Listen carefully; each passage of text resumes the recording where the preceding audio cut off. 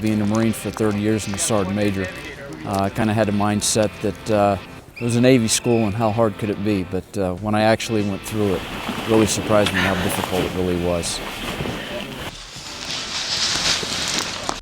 My name is Mike Tuttle. I'm a SEER instructor. The most important thing I do here is in my phase, is the field force phase, is to teach the service members here the skills that they're going to need to survive in the event they should find themselves as an isolated person in any mission that they might find themselves on. Okay.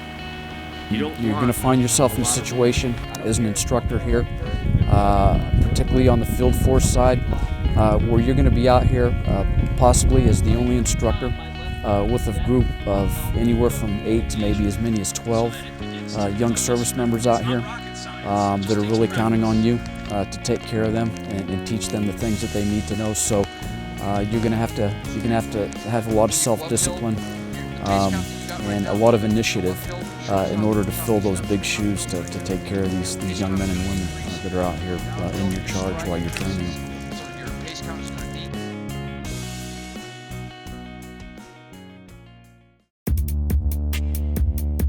The skills that we teach here, we teach them how to use them in what we call a non-permissive environment.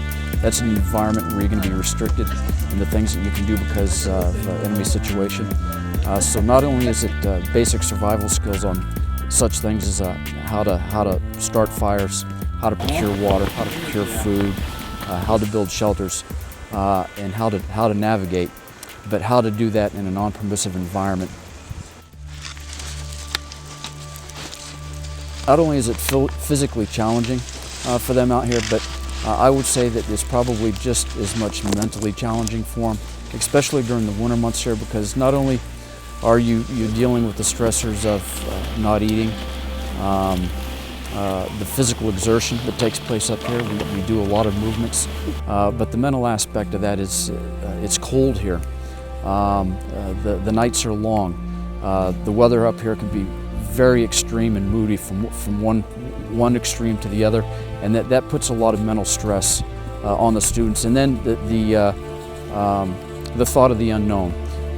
They just don't know what's coming up next, and that's part of the training here. Is this field force portion of training is really meant to, in certain ways, meant to debilitate them, to prepare them to get ready for the next phase of training. So we do everything that we can, not only to teach them the really important things that they're really going to need to know, but at the same time, we put them in an environment that's going to put them in a condition physically and mentally that they're probably going to experience if they actually are an isolated person. So to sum it up, we try to teach the people that come through here, if they do find themselves in a situation where they are captured, to resist to their utmost, but in the end, to return with honor, to do the right thing.